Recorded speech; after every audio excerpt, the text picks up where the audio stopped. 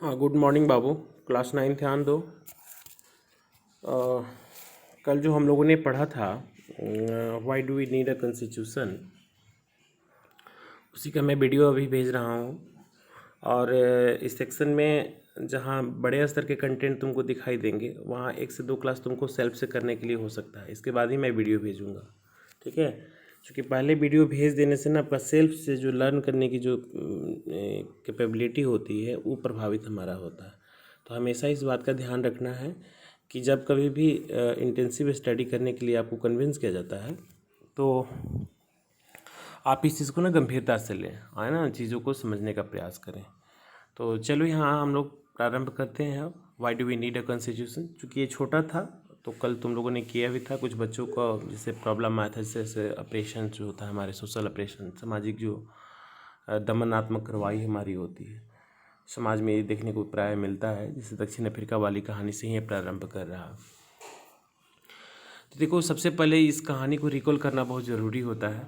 दे रहा है कि the South African example is a good way to understand why we need a constitution and what do constitution do and the oppressor and oppressed in this new democracy we are planning to live together as equal and it was not going to be easy for them to trust each other। ये कह रहा है, south America वाला example की बात कर रहा है कि हमें संविधान की आवश्यकता क्यों है। तो इस बात को जानने के लिए दक्षिण अफ्रीका को उदाहरण देने की बात कर रहा है, जिसमें कह रहा है कि लोकतंत्र में दमन करने वाले, जिसको हम लोग कहते हैं ऑपरेसर, है ना, दमन करने वाले। यहाँ ये देखो, ऑपरेशर है ना, और एक होता है ऑपरेस, जिन पर दमन हो रहा है। एक है दमन करने वाले, एक है दमन सहने वाले, जो लोकतांत्रिक व्यवस्था में प्राय देखने को मिलती है। अब दमन हर प्रकार का हो सकता है। लैंगिक भेदभाव भी हमारा एक प्रकार का दमन है। सामाजिक तौर पर बैकवर्ड फॉरवर्ड की बातें करना, या ये क्लास तक है तो ठीक है, लेकिन अगर कास्टिज्म में कन्वर्ट करके चीज़ों को ना ये करने का, या दलित जैसा टर्म, या उसके साथ में फिजिकली उसका हरासमेंट करना, कुछ इस तरीके की जो घटनाएं हमारी होती है समाज में, उसको इन्फीरियर वे में ट्रीट करना। तो ये तमाम प्रकार की ऐसी गतिविधियां हैं जो ऑपरेसर एंड ऑपरेस्ड कैटेगरी में हमारी आती है। तो ये दोनों मिलकर के प्लानिंग कर रहे थे कि हम साथ में रहेंगे, बट ये दोनों के लिए पॉसिबल नहीं था। दे रहा है कि it was not going to be easy for them to trust each other, but इनको एक दूसरे पर बिलीव नहीं था, विश्वास नहीं था कि कैसे किया जा सकता है। They had fear, they wanted to safeguard their interest, and the black majority was keen to ensure that the democratical principle of majority rule was not compromised। ये बहुत इम्पॉर्टेंट है। Democratic principle of majority rule was not compromised. They wanted, है ना, substantial social and economical right, and the white minority was keen to protect their privileges in the property. इसको मैं अच्छे से deal करना चाहता हूँ। देखो, ये कह रहा है कि दे हैड फेयर, एक दूसरे से डरे हुए थे। इनका दिक्कत क्या था? जैसे कि they wanted to safeguard their interest. ये काले और गोरे जो है ना, दोनों अपने अधिकारों को ना सुरक्षित रखना चाहते थे, अपने इंटरेस्ट को ना ये सुरक्षित रखना चाहते थे। अब काले का क्या हित था? चूँकि दक्षिण अफ्रीका की कहानी है तो वहाँ काले लोग ज़्यादा हैं। तो इनका कहने का मतलब है कि जैसे कि अगर किसी देश में कोई ये कीन का मतलब होता है नातेदारी, या जो एक संदर्भ हमारा होता है कि उस टाइप के लोग हमारे होते हैं, वो रेस से हमारा जुड़ा हुआ था। कीन का मतलब होता है रेस, एक प्रकार का। जैसे हमारे देश में हिंदू हैं, यहाँ काले गोरे नहीं, धार्मिक तौर पर देखोगे कि ज़्यादा उन्माद देखने को तुमको मिलता है। मतलब रिलीजियस जो एक हमारा इंटरेक्शन यहाँ पर देखने को मिलता है ज़्यादा। आर्यन नन आर्यन की लड़ाई के बाद में हम लोग धार्मिक तौर पर ना ज़्यादा, ये भारत जो देश हमारा है ना, जटिलताओं से भरा हुआ है। तो वहाँ पर ये रेस के बेस पर था, काले और गोरे के बेस पर था। अब ये हमारे देश में तुम ऐसे सोचो कि हिंदुस्तान है एकमात्र देश हिंदुओं का, है ना, और जब हम इसको हिंदुस्तान कहते हैं तो इस देश के अंदर में ही रहने वाले मुस्लिम जाति के या तमाम प्रकार के ऐसे लोग, उनको इतराज़ है इस बात का। जब हम अपनी माता की बंदगी करते हैं तो कहते हैं कि नहीं, ये सही नहीं है। हम वंदे मातरम नहीं बोलेंगे, हम भारत माता की जय नहीं बोलेंगे। और हमारा कल्चर ऐसा है कि हम हिंदू धर्मावलंबी हैं।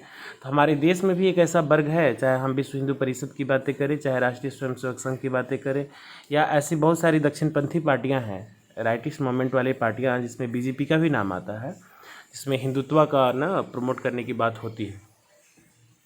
तो ये प्राय ऐसा होता है कि किसी भी देश के अंदर अगर संख्या बल जिनका ज़्यादा होता है, जो मेजॉरिटी हमारा ग्रुप होता है, जिसको बुजुर्गा वर्ग कहा जाता है, जो ज़्यादा मात्रा में होते हैं, वो अपने अधिकारों को ना इंटरटेन करने के लिए ज़्यादा राइट मांगते हैं।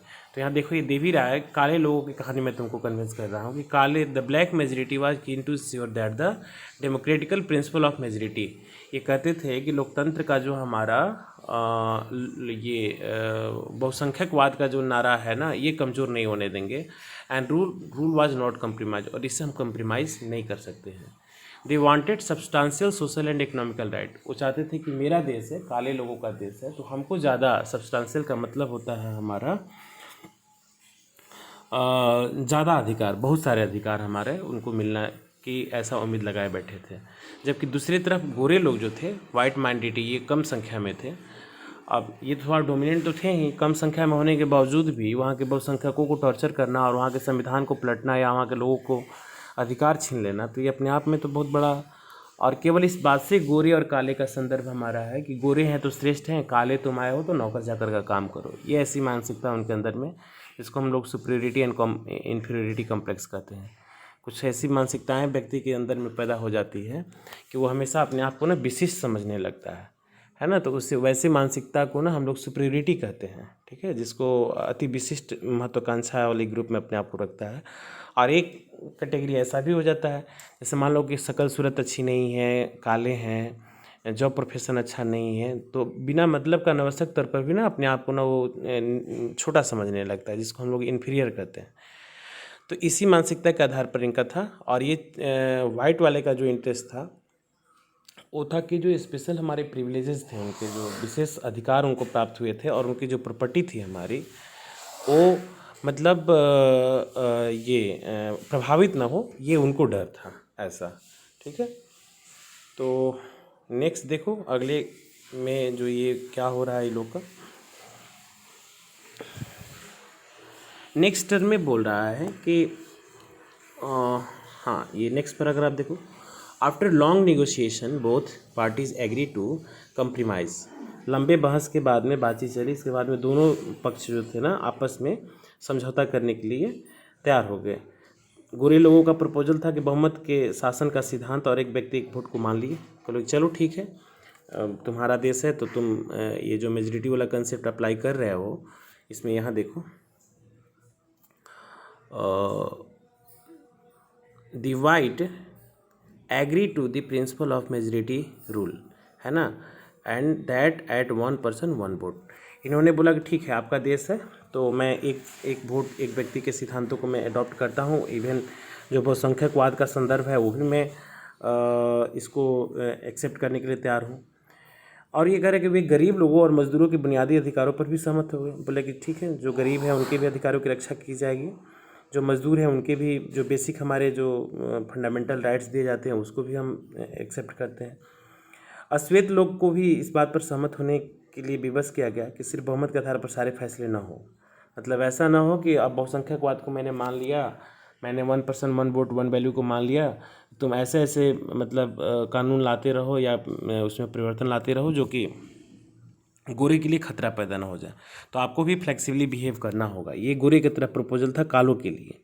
और वे इस बात पर सहमत हुए कि बहुमत के जरिए श्वेत लोग अल्पसंख्यक गोरे के ज़मीन जायदाद पर कब्जा नहीं करेंगे। बात उनका वही था, डर था इसी बात का, ठीक है, मतलब ये माइनॉरिटी वाले लोग जो थे डरे हुए थे कि कहीं ऐसा ना कि बहुमत के आधार पर ये नया नया कानून बना करके हमारे संपत्ति को ना हड़पने न प्रारंभ कर दें। तो काले लोगों ने भी इस बात पर सहमति जताई कि हम आपकी ज़मीन जायदाद पर ना बहुमत के आधार पर कब्जा नहीं करेंगे। लेकिन ये दे रहा कि ये समझौता आसान नहीं था। इस समझौते को लागू करना और उसे कठिन था, ज़्यादा कठिन था।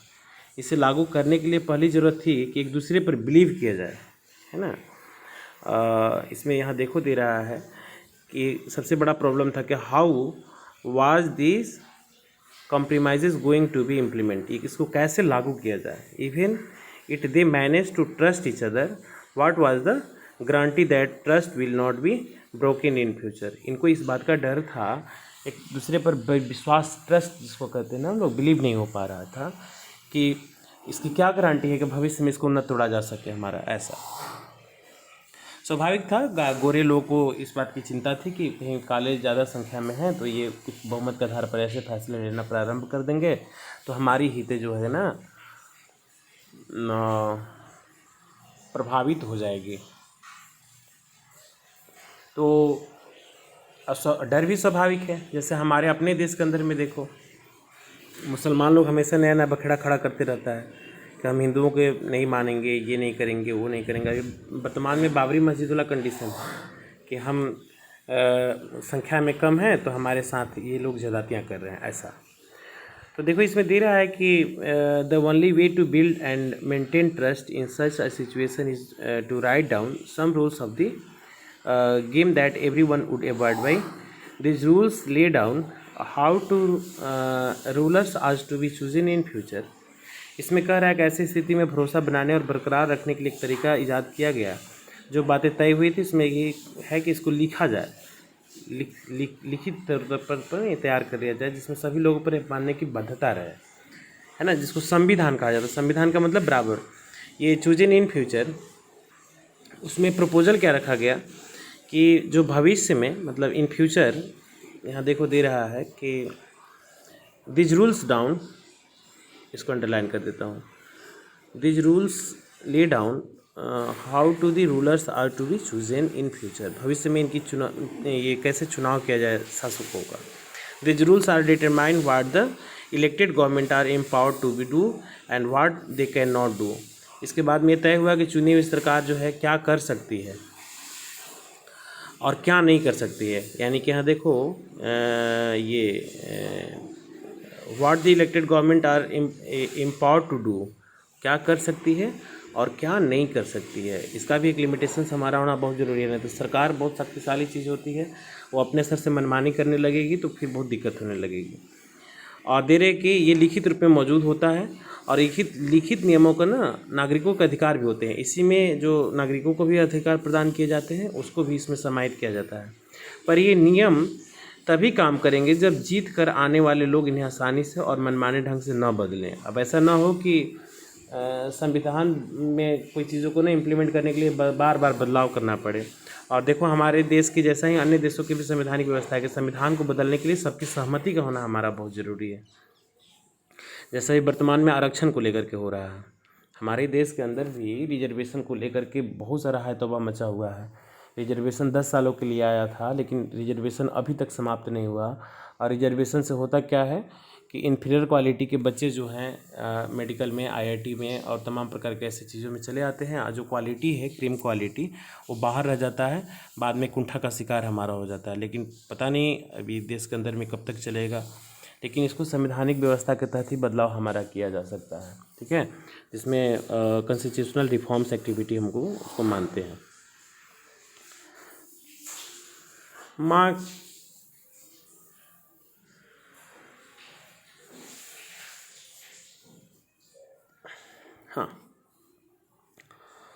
तो ये देखो इसमें बुनियादी नियमों पर सहमत हुए, इस बात पर भी सहमत हुए कि नियम ऊपर होंगे और कोई भी सरकार इसकी उपेक्षा नहीं कर सकती है। और बुनियादी नियमों के लिखित रूप को ही हम लोग ना संविधान कहते हैं। यहाँ दे रहा है, इसको तुम एक लाइन के क्वेश्चन के लिए याद कर लेना। This set of basic rules is called a constitution, ठीक है। यहाँ मैं इसको VVI कर देता हूँ, VVI। ये काफ़ी इंपॉर्टेंट है। अगर आपने इसको बेसिकली समझ लिया तो समझो कि तुम्हें ये बात समझने में आसानी होगी। और ये जो कोड ऑफ कंडक्ट तैयार होता है हमारा ना, इसी को हम लोग संविधान कहते हैं।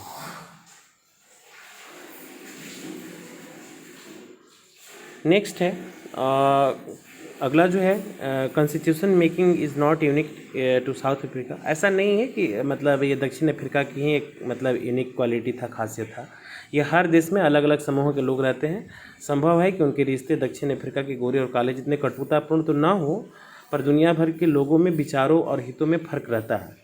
मतलब आइडियोलॉजी जो है हमारी ना टकराती रहती है एक दूसरे के साथ में, उनका हित टकराते रहते हैं। जिससे हमारे देखो ना, हमारे यहाँ काले गोरे का भेद तो समाप्त हो गया। पहले ये प्रारंभ हुआ, तुम क्लास 6 में पढ़ चुके हो, आर्यन और नन आर्यन से जो प्रारंभ हुआ था, उसमें अब ऐसी बातें नहीं रही।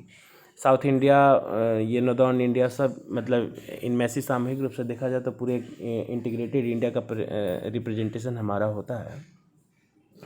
लेकिन अब हमारे देश के अंदर में ना धार्मिक उन्माद और जातिगत असमानताएं, ये एक बहुत बड़ा कॉम्प्लेक्स है। तो उस काले गोरे से तो अलग है ही ना। यहाँ तो हम काले गोरे के नाम पर तो कोई भेद पैदा नहीं करते हैं, है ना।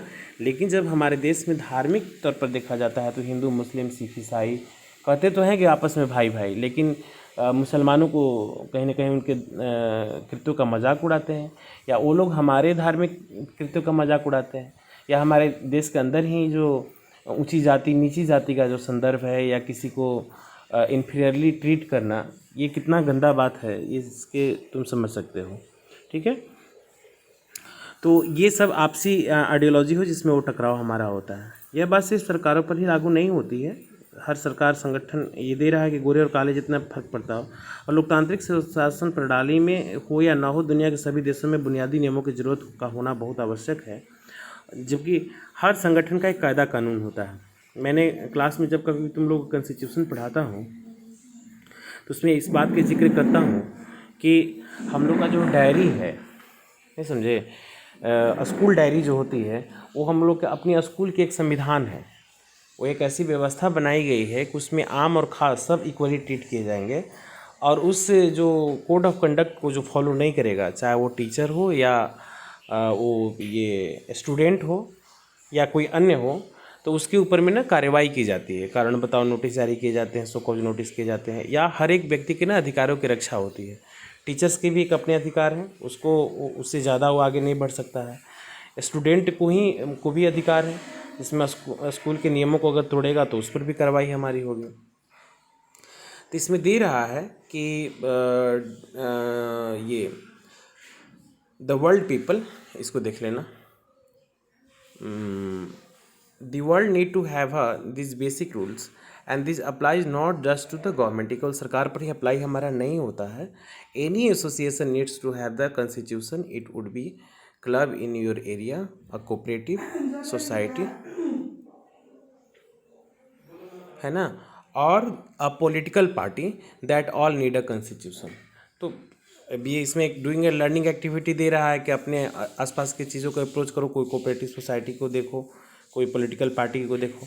वो सब आपसे नहीं हो पाएगा, आप अपने स्कूल को देखिए, है ना। अपने स्कूल में व्यवस्था को बनाए रखने के लिए जो डायरी प्रोवाइड की जाती है वही तुम्हारा संविधान है। ऐसी व्यवस्थाएं हमारी होती है। या तुम अगल बगल में देखोगे, हम लोग का स्कूल के आसपास में भी LIC कॉलोनी है, बैंकमेंस कॉलोनी है, तो वो पूरी सोसाइटी जो है ना ऑर्गेनाइज है। और उस सोसाइटी में पार्क कितने बजे खुलेंगे, कम्युनिटी हॉल कैसे रिजर्व किया जाएगा, क्या चार्जेस हमारे होंगे, साफ़ सफाई की क्या व्यवस्था होगी, लाइटिंग की क्या प्रॉपर व्यवस्था होगी, या इवन कोई एक सोसाइटी, आजकल अपार्टमेंट कल्चर भी प्रारंभ हो चुका है। अपार्टमेंट कल्चर में भी ना एक हमारा एसोसिएशन बनता है, उसमें सेक्रेटरी चुने जाते हैं, चेयरमैन चुने जाते हैं। जैसे तुम लोगों ने देखा होगा, एक आता है ये तारक मेहता का उल्टा चश्मा, है ना, उसमें वो गोकुलधाम सोसाइटी जो है ना, वो सोसाइटी का एक अपना कोड ऑफ कंडक्ट है कि कोई कैसे नियमों को नहीं तोड़ सकता है। हर एक व्यक्ति की निजी जो प्रिवेसी होती है ना, उसमें कोई इंटरफेयर नहीं कर सकता है। लेकिन जो एक कॉमन रूल होगा हमारा, वो सभी को मानना होगा, है ना। जहाँ पर देखना कि उसमें टकराव होते रहती है आत्माराम तुकाराम भिड़े और जेठालाल और तमाम प्रकार के ऐसे लोगों के बीच में, तो ये वो संवैधानिक व्यवस्था है। वो कॉन्स्टिट्यूशनल तो नहीं कहा जा सकता कम्प्लीटली, लेकिन हाँ एक नियम तो है ही। और संविधान में बार बार मैं उल्लेख करता हूँ, ये 2 वर्ड से बना है, सम प्लस विधान। सम का मतलब होता है समान रूप से, और विधान मतलब कायदे और कानून, मतलब एक समान कानून जो कायदे होते हैं जो सभी देश के नागरिकों पर लागू होता है, उसको हम लोग ना संविधान कहते हैं। चाहे वो काले गोरे की बात हो, या हमारे देश के अंदर में धार्मिक या जातिगत जो अपनी विषमताएँ हैं, उसको लेकर के जो बातें हमारी होती है, ये सभी पर हमारा लागू होता है। हमारे देश में देखो कि अगर कोई क्राइम करता है, चाहे वो कितना भी बड़ा अपराधी क्यों ना हो, वो जेल जाएगा। इसके एग्जाम्पल के तौर पर मैं बार बार तुम लोगों से कन्विंस करता हूँ, लालू यादव को देखो, बिहार के CM हुआ करते थे, लेकिन उन्होंने आय से अधिक संपत्ति अर्जित कर ली, अपनी इनकम से ज़्यादा संपत्ति अर्जित कर लिया। उन्होंने एक तरीके का इकोनॉमिकल क्राइम किया है। नतीजा ये है कि देखो उतना पावरफुल व्यक्ति जो है आज जेल में, मतलब वो 26-27 साल की सज़ा उसको दी गई है, वो आजीवन अब समझो, चूँकि 70-80 साल के तो हो ही गए हैं, तो अब 25-26 साल वो सज़ा भी नहीं काट पाएंगे। या हमारे देश में अन्य भी ऐसे मतलब छोटे मोटे कानून से भी छोटे छोटे लोगों को भी ट्रीट किया जाता है। तो देश के एक अदना सा व्यक्ति भी ना अगर कानून को तोड़ेगा तो उसको दंड दिया जाएगा। हमारी यहाँ जुडिशल व्यवस्था जो है इस बात की पूरी गारंटी देती है कि हम आपके अधिकारों की रक्षा करेंगे। नेक्स्ट दे रहा है the constitution of a country is a set is written rule that are accepted by all people living together in the country. आप देखो यहाँ संविधान की एक और डिफिनेशन तुमको मिल गया। इस प्रकार 10 का मतलब इस प्रकार होता है the constitution of a country is a set of the written rules that are accepted by the all people living together in a country. जो अपने देश के अंदर में रहते हैं सभी उसको मानने के लिए हमारे बाध्य होते हैं। Constitution is the supreme law that determine the relationship among people living in territory called citizen. जो देश के अंदर में रहते हैं उनको नागरिक कहा जाता है, ये उसको मानने के लिए हमारे बाध्य होते हैं। And also the relationship between the people and government a constitution does mainly things. पहला देखो, first it generate a degree of trust and coordination that is necessary for the different kind of people to live together. ये एक ऐसी व्यवस्था लाई जाती है जो इस बात की जिक्र करता है कि एक सामाजिक जो ट्रस्ट की व्यवस्था हो, कोऑर्डिनेशन सहयोगात्मक हो, and necessary to different kind of people to live together. हर प्रकार के लोगों के साथ रहने की ये इजाज़त देता है, ये सिक्योरिटी देता है। नेक्स्ट है second, it specify how the government will be constituted and who will have power to take which decisions. दूसरा कहता है कि स्पष्ट करता है कि सरकार का गठन कैसा होगा, है ना, कैसे फैसले लेने का अधिकार होगा, कौन कौन से फैसले वो ले सकता है। थर्ड वन है यह सरकार के अधिकारों की सीमा तय करता है और ये बताता है कि नागरिकों के भी क्या अधिकार हमारे हो सकते हैं। और फोर्थ वन कह रहा है कि यह अच्छे समाज के गठन के लिए लोगों की ना एस्पिरेशन को ना व्यक्त करने का हमारा प्रयास करता है। It express the aspiration of the people about creating a good society, and all countries that have constitution are not necessarily democratic। ये इसमें एक बड़ा बड़ा यूनिक बात बोल रहा है कि जिस देशों में संविधान है वह लोकतांत्रिक शासन वाले देश हों, ये ज़रूरी नहीं हो सकता है। संविधान तो कुछ ना कुछ हमारा उत्तरी कोरिया में भी होगा ही, इराक में भी, तो ऐसे तो बिना कानून के तो देश चलता नहीं है। लेकिन क्या वो देश को तुम लोकतांत्रिक कर सकते हो? नहीं। तो ये कह रहा है कि जिस देश में संविधान है, कॉन्स्टिट्यूशन की व्यवस्था की गई है, वो डेमोक्रेटिक ही होगा, इसकी कोई गारंटी नहीं ले सकता है। लेकिन हाँ, जिन देशों में लोकतांत्रिक शासन है, ठीक है ना, जहाँ पर डेमोक्रेटिकल रूल है, वहाँ संविधान का होना बहुत ज़रूरी होता है। क्योंकि लोकतंत्र में उसकी परिभाषा ही होती है हमारी, democracy is the government of the people, for the people and by the people. जनतंत्र जनता का, जनता के लिए, जनता द्वारा ही संचालित सरकार होती है। और जनता की जो सरकार है, अगर डेमोक्रेटिकल सिस्टम में जो होता है कि जो लोगों की सरकार है और लोगों की ही नहीं सुनोगे, तो फिर वो तो लोकतंत्र पर एक बहुत बड़ा चोट है हमारा। और ये नाम से ही क्लियर है, लोकतंत्र लोगों का तंत्र है, तो खुद ही उसमें पार्टिसिपेट करते हैं। Democracy is the government of the people, लोगों का, लोगों के लिए, लोगों के द्वारा ही संचालित की जाती है। तो वैसी व्यवस्था में संविधान का होना तो बहुत ज़रूरी है ना। एंड ये लाइन तुमको कर लेना, all countries that have the constitution are not necessary to democratic but all countries that are democratical have constitution after the war. हाँ, ये ब्रिटेन के खिलाफ की आज़ादी की लड़ाई की जो कहानी इसमें दे रहा है, अमेरिकी लोगों ने इस संविधान को अपना निर्माण किया था। इसके बाद में फ्रेंच रिवॉल्यूशन भी तुम लोग पढ़ चुके हो, वहाँ भी तुम लोगों ने देखा था कि कैसे 1792 में एक कॉन्स्टिट्यूशनल मोनार्की की व्यवस्था की गई थी। बाद में धीरे धीरे उसमें बहुत ज़्यादा बदलाव आ गया और इस तरीके से लोकतांत्रिक शासन व्यवस्था वाले जो जितने भी देश थे वहाँ पर कॉन्स्टिट्यूशन फॉर्म करने की ना व्यवस्था जो है हमारी प्रारंभ हो गई। दे रहा है कि since then it has become a practice in all democratic to live a written constitution, to have a written constitution, एक लिखित संविधान होना चाहिए। और तुम्हें जानकर के आश्चर्य होगा कि हमारे देश का भी एक अपना संविधान है, जो ये डॉक्टर राजेंद्र बाबू के अध्यक्षता में, बिहार के थे हमारे डॉक्टर राजेंद्र प्रसाद, है ना। ये समिति मिली थी जिसमें ड्राफ्टिंग कमेटी में हमारे बहुत बड़ा योगदान बाबा साहब भीमराव अम्बेडकर का था। ये सभी लोगों ने मिल करके हमारे देश के संविधान को लिखा, और यह हमारा संविधान जो है बहुत बड़ा संविधान है, विस्तृत संविधान है, पूरी दुनिया का सबसे बड़ा संविधान माना जाता है। इसको बनाने में 2 साल 11 महीने 18 दिन लग गए थे, और ये 26 जनवरी 1950 को, है ना, 26 जनवरी 1950 को ये हमारा लागू हुआ था पूरे देश पर। और इस तरीके से इस कॉन्स्टिट्यूशन को ना इम्प्लीमेंट होने के बाद में हम इंडिपेंडेंट तो थे ही, हम एक रिपब्लिकन स्टेट में भी हमारी गिनती होने लगी, जिसको हम लोग गणतंत्रात्मक, है ना, राज्य कहते हैं। और इसीलिए 26 तारीख को गणतंत्र दिवस मनाया जाता है। गणतंत्र का मतलब होता है कि सत्ताधीश जो होते हैं ना, शासन का जो प्रमुख हमारे होते हैं, वो इलेक्टेड पर्सन के द्वारा हमारा होता है, जो प्रेसिडेंट हमारे होते हैं, ठीक है। ऐसे तो आज हमने इस क्लास में जिक्र किया कि हमारे देश के अंदर में या अन्य देशों की भी ऐसी ज़रूरतों को ख्याल रखते हुए संविधान की आवश्यकता क्यों होती है, ठीक है। जब अगले क्लास में हम लोग मिलेंगे तो उसमें भारतीय संविधान पर ना स्पेशल जिक्र होगा। और ये भारतीय संविधान की जो निर्माण की जो प्रक्रिया है थोड़ा लंबा है, तो इसको मतलब एक वीडियो में आएगा, लेकिन आपको पहले सेल्फ से करना होगा, एंड देन ही मैं तुमको भेजूँगा, ठीक है। तो अभी आप ये 3.2 जो हमें पढ़ना था, हमें संविधान की ज़रूरत क्यों है, इसको आप लोग नोटिस करें, देखें, समझें। और इसको समझने के बावजूद भी अगर कहीं कोई दिक्कत आती है, देन आप यू आर मोस्ट वेलकम, आप क्वेश्चन पूछ सकते हैं, मैं आपकी समस्याओं को ना सॉल्व करने का प्रयास करूँगा, ठीक है बाबू। चलो, तो तुम लोग अपने काम में अभी लग जाओ, और मिलते हैं हम लोग, मतलब क्लास में मिलते हैं। अगर कहीं की समस्या आती है तो आप बेहिचक बात कर सकते हो, ठीक है, ओके।